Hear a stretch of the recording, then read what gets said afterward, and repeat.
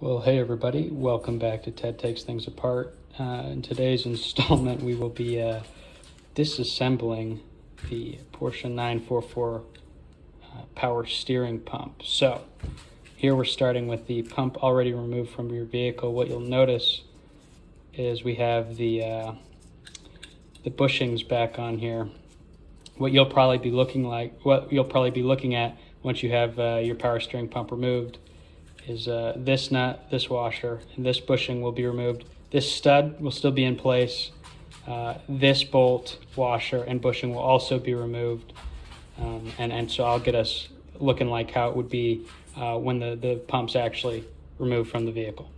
So here we have the power steering pump plugged up with rags to keep the extra stuff from leaking out. But this is what you'll be looking at. Like me, the first time I took one of these off my vehicle, it was not this clean. It was caked on with just years and years of grime. So here's some just quick reference shots in case you're reinstalling this. Forgot to take pictures beforehand. So what we're going to do from here, just to make our life a bit easier, is take this pulley off. There are three 10-millimeter bolts. These are rather short bolts, but they can be a bit of a hassle because they're held in here with some ancient red Loctite. So there's a couple ways of removing these. I always like to go ahead, and when I have access, you can't really see it here, but you can see the back end of these fasteners through this pulley. And when you have access like that, it's always good to throw some, liquid wrench or WD-40 on the back end, some penetrating oil, just to let these soak in a bit, because these 9 times out of 10 will be rusty. And so with that, take your time. You probably won't need to hold this in any sort of a vise. It rotates freely, but you could probably just hold this with your hand. And then we'll either take a 10-millimeter socket wrench to it, or in some cases, I'll probably end up just using my little impact driver. Nothing crazy. I think it only puts out like 100 foot-pounds, but you should be able to drive these off pretty easily. And so I'll update you back when we're at that point. Okay, so we've gotten that pulley taken off. Here's the front side with the part number. Here's the back side. I did end up using my impact just to drive these out. You can see that they're really small little bolts. Front side of that flange. So from here, what we need to do to open this bad boy up is to take out this this stud. This thing's double-ended. It threads in, at least to here. It looks the same on both ends. That's a captive nut. That's part of the whole thing. So, these are all 13-millimeter fasteners. These 4 fasteners on this thing. And this job is definitely easiest in a vise, but I don't have one with me at the moment. So the procedure here is just getting leverage where you can. I like to start by removing this long fastener, this double-ended bolt, and I'll show you why that's helpful here.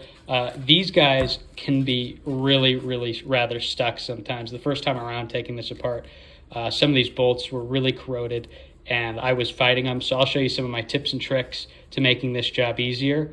So let's first start by taking a 13-millimeter and getting this fastener off.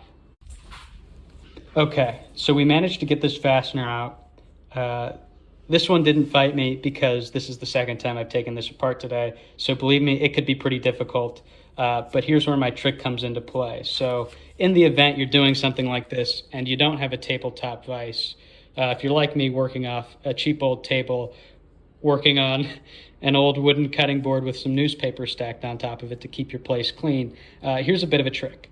So you'll notice this bracket up here has a retained nut. It's welded on or fastened some way like that. It actually has the same thread pitch as this bolt, so this can be threaded in. So one way you can get around using a vise while still holding this in place with enough leverage is to have a large cutting board, believe it or not, and to take, a drill bit. Then in this case, what is that?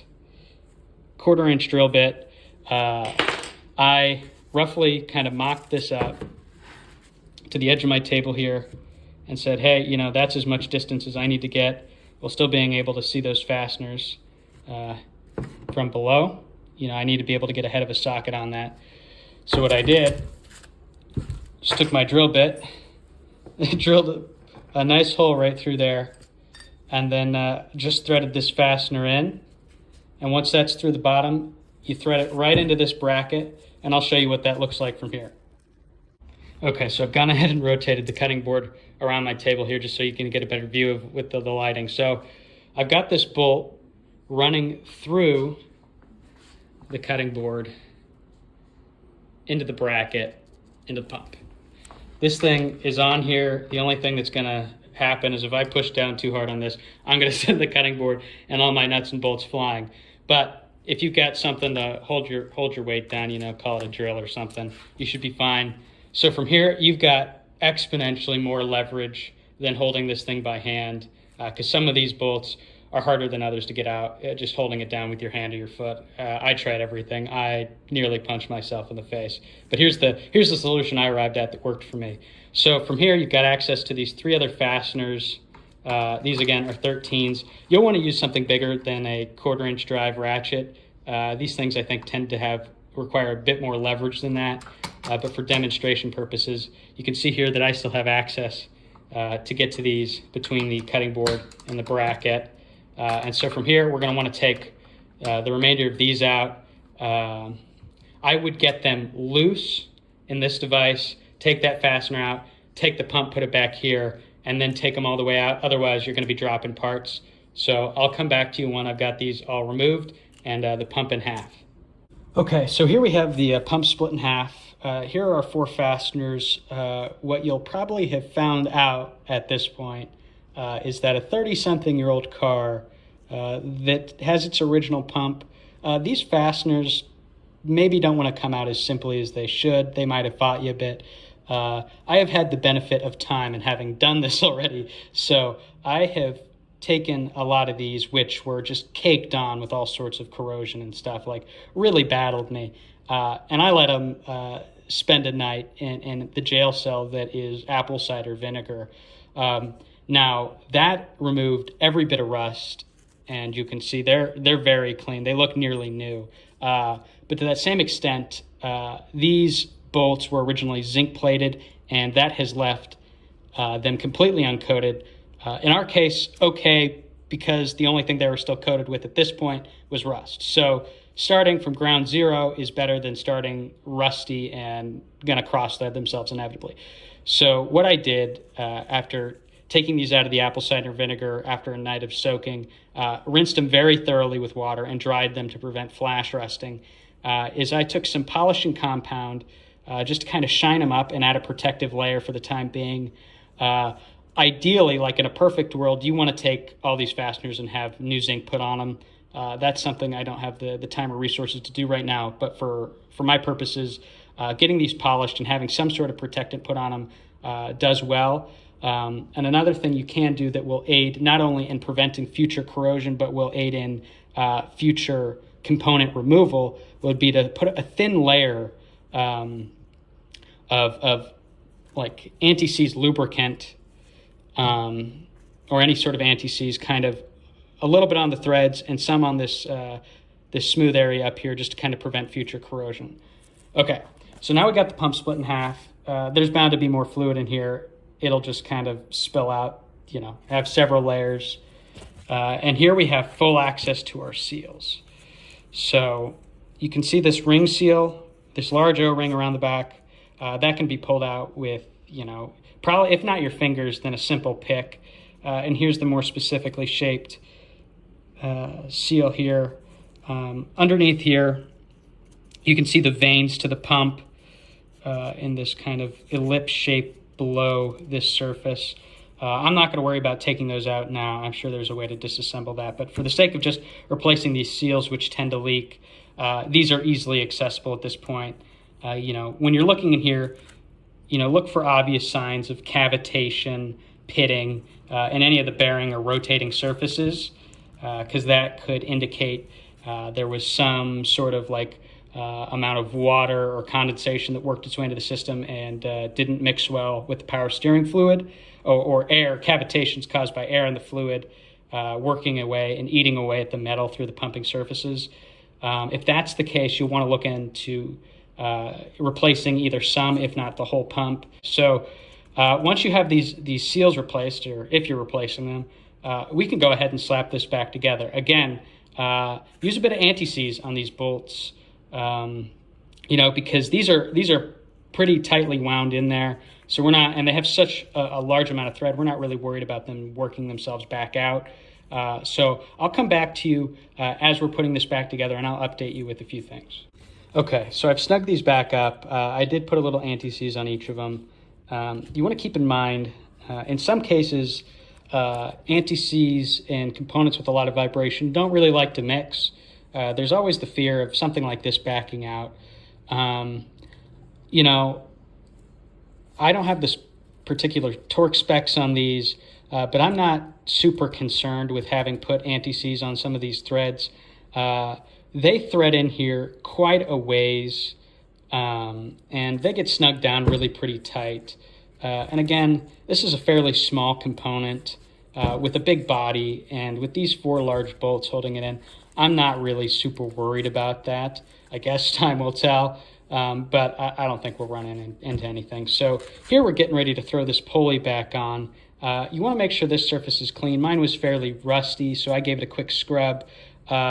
And I mentioned earlier there's some old red Loctite they used to put these fasteners in. And what you might find is that they have kind of created like a film or a thick layer of almost this plasticky like residue. And you'll probably want to remove that as best you can. In my case, I used a pick and pried it out. And in one case, it was actually stuck like a bushing on the inside of this hole. And it just pressed out. It was simple.